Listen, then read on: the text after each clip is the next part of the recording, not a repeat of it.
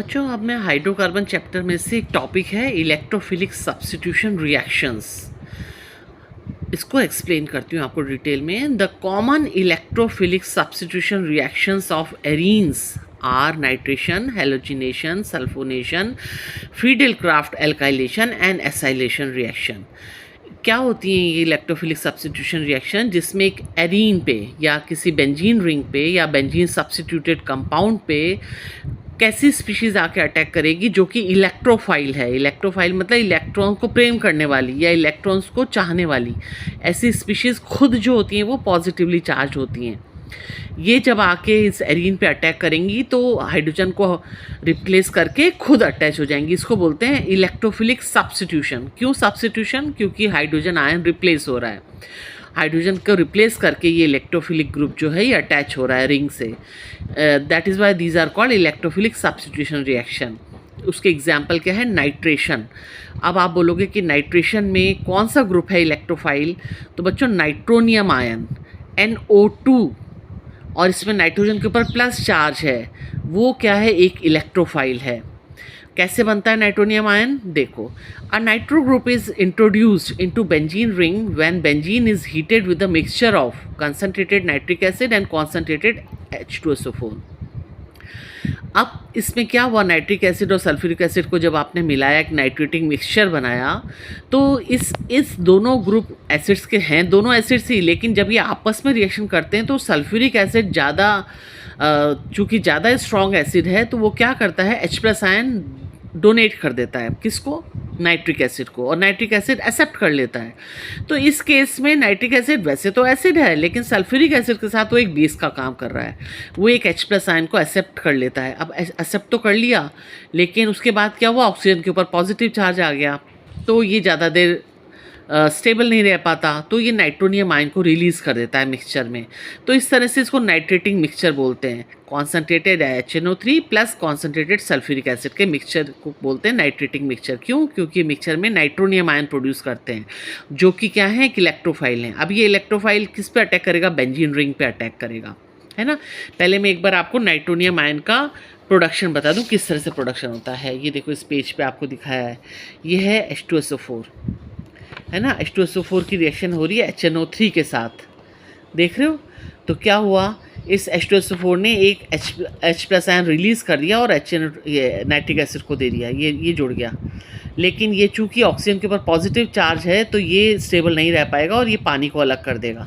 ये देखो, protonated nitric acid, ये इट विल रिलीज़ वाटर, ये देखो H2O and nitronium ion NO2+, this is nitronium ion which is the electrophile in the electrophilic substitution reaction of nitration of benzene।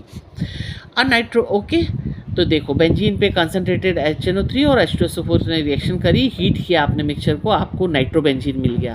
तो this is an example of electrophilic substitution reaction. तो actually में क्या हुआ इस electrophilic substitution reaction में, ये nitronium ion ने attack किया इसके ऊपर, रिंग के ऊपर, और अब क्या हुआ, रिंग पे अटैक करने के बाद जो रिंग है उस पर पॉजिटिव चार्ज आ गया। क्यों? क्योंकि इलेक्ट्रोफाइल आके जुड़ा है ना, तो उसको ज़रूरी हो जाता है कि वो एक H+ आयन को रिमूव कर दे रिंग में से, stability of the aromatic character के लिए। ठीक है, इसको मैं अभी आपको पूरा अच्छे से एक्सप्लेन आगे करूँगी। अभी एग्जाम्पल्स देख लो आप। दूसरा एग्जाम्पल है halogenation. Arenes react with halogens in the presence of Lewis acid like anhydrous, FeCl3, FeBr3 और AlCl3। अब आप बोलोगे कि लुइस एसिड क्या होते हैं? लुइस एसिड वो होते हैं जो इलेक्ट्रॉन पेयर को एक्सेप्ट कर सकते हैं।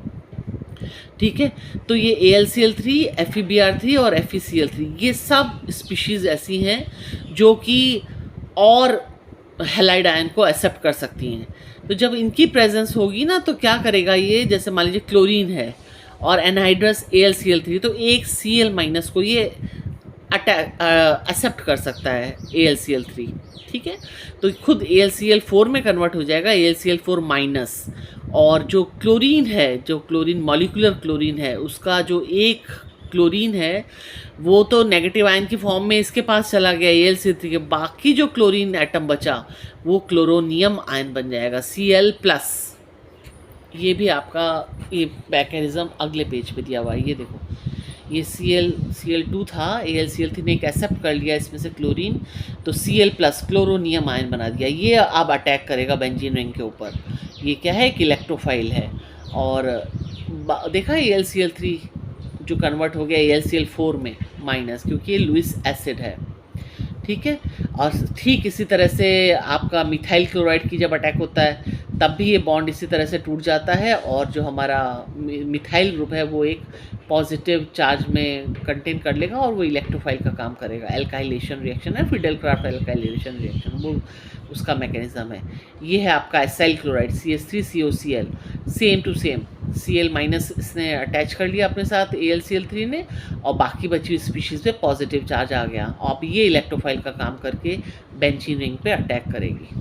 ठीक है, तो इस सब में AlCl3 जो है वो एक लुईस एसिड है, जो कि जिसकी प्रेजेंस होना ज़रूरी है जब आपको इलेक्ट्रोफिलिक सब्स्टिट्यूशन कराना है। किससे? क्लोरो ग्रुप से, या फिर आपका मिथाइल ग्रुप जोड़ना है, आपको एल्काइलेशन करना है फिडेल क्राफ्ट, तब भी आपको AlCl3 चाहिए होगा। तो क्लोरोबेंजीन देखा आपने, this is also an example of electrophilic substitution reaction. फिर है सल्फोनेशन रिएक्शन। सल्फोनेशन रिएक्शन में बेंजीन के ऊपर एक SO3H ग्रुप जुड़ जाता है। इसमें जो सल्फर है वो पॉजिटिवली चार्ज है ना, इसीलिए वो इलेक्ट्रोफाइल का काम कर रहा है। और आके वो किससे, बेंजीन रिंग से क्यों अटैच हो गया? ये जो स्पीशीज़ है ना, फ्यूमिंग सल्फ्यूरिक एसिड, इसको ओलियम भी बोलते हैं। इसमें क्या है, बहुत कॉन्सेंट्रेटेड सल्फ्यूरिक एसिड होता है, जिसमें किस तरह से एक सल्फ्यूरिक एसिड है वो H+ आयन दे देता है दूसरे सल्फ्यूरिक एसिड को, और फिर उसमें देखिए मैं डिटेल में बताती हूँ आपको। ये एक सल्फ्यूरिक एसिड का मॉलिक्यूल है, ये दूसरा सल्फ्यूरिक एसिड का मॉलिक्यूल है। ये एक सल्फ्यूरिक एसिड ने इसको H+ आयन दिया दूसरे सल्फ्यूरिक एसिड के मॉलिक्यूल को, तो इसमें ऑक्सीजन ने H+ आयन एक्सेप्ट तो कर लिया, लेकिन अब इसके ऊपर ऑक्सीजन के ऊपर पॉजिटिव चार्ज आ गया, तो ये अनस्टेबल हो गया। तो ये क्या करेगा, पानी के मॉलिक्यूल को निकाल के ये सल्फोनियम आयन में कन्वर्ट हो जाएगा, SO3H, और जिसमें S के ऊपर प्लस चार्ज है। यही इलेक्ट्रोफाइल है। इसी तरह से इलेक्ट्रोफाइल बनता है और हमारा बेंजीन सल्फोनिक एसिड बनता है। ये इसका मैकेनिज्म है, ये आपके बुक में नहीं दे रखा है। ठीक है, तो ये this is also an example of electrophilic substitution reaction, जिसमें कौन है अटैकिंग इलेक्ट्रोफाइल, कौन है, सल्फोनियम आयन, जिसमें S के ऊपर क्या है, पॉजिटिव चार्ज है, और बन गया बेंजीन सल्फोनिक एसिड।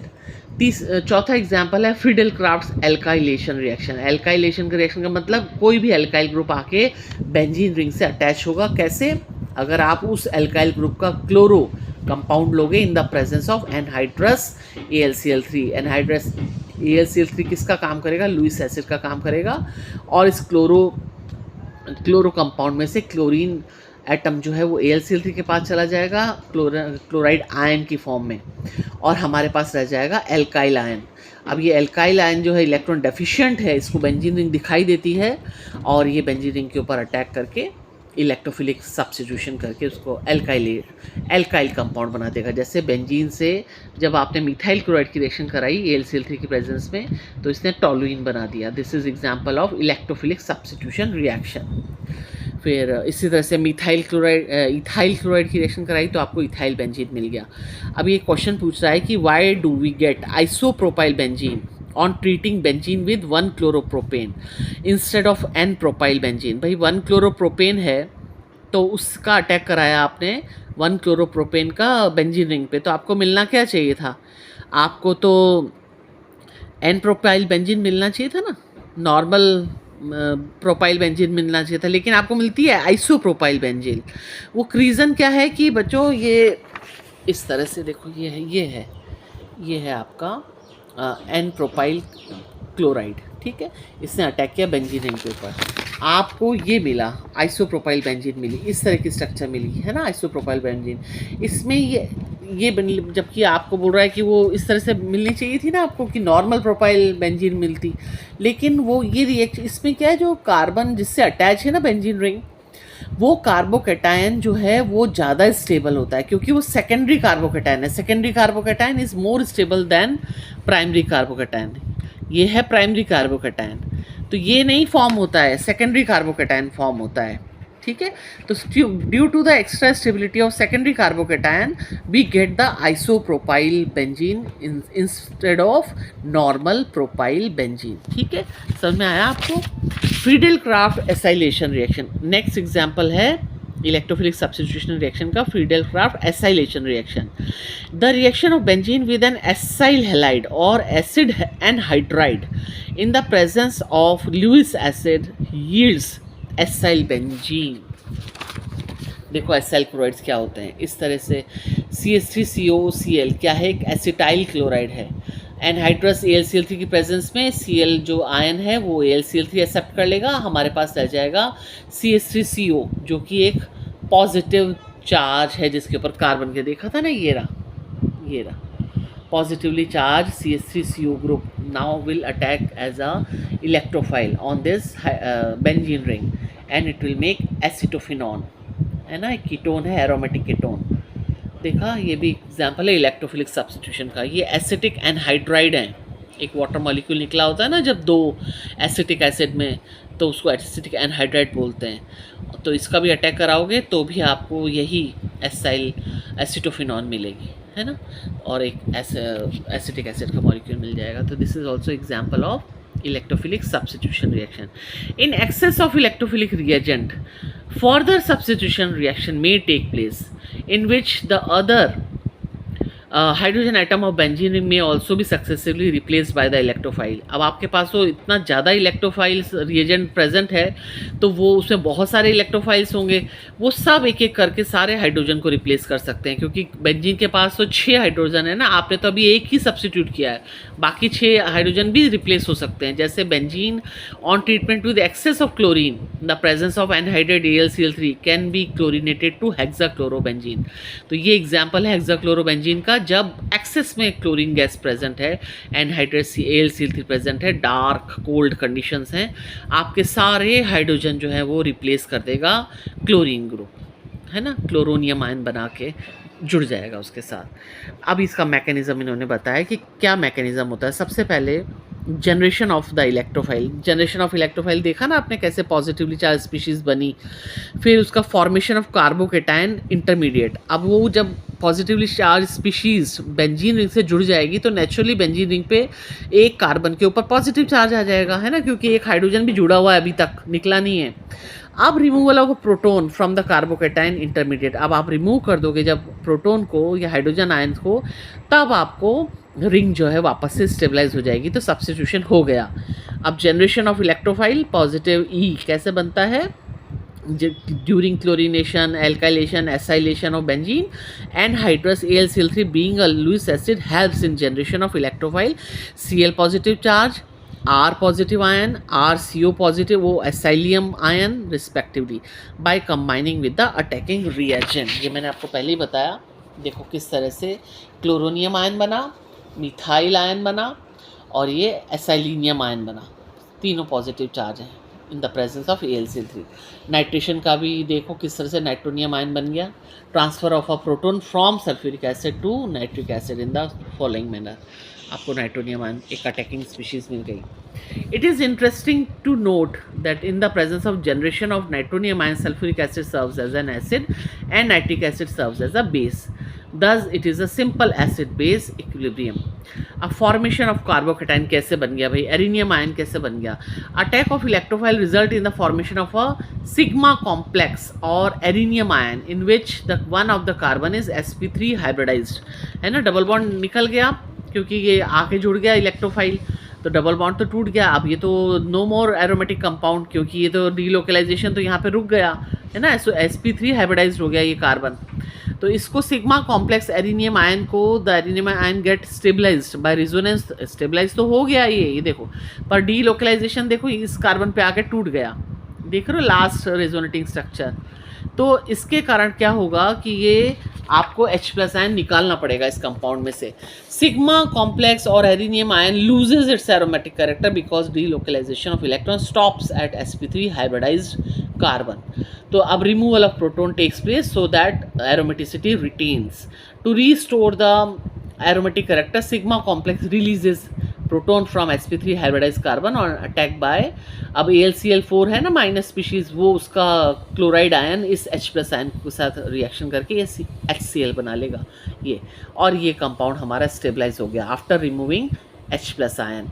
तो इस तरह से एक पूरी इलेक्ट्रोफिलिक सब्स्टिट्यूशन रिएक्शन होती है एरीन्स के अंदर।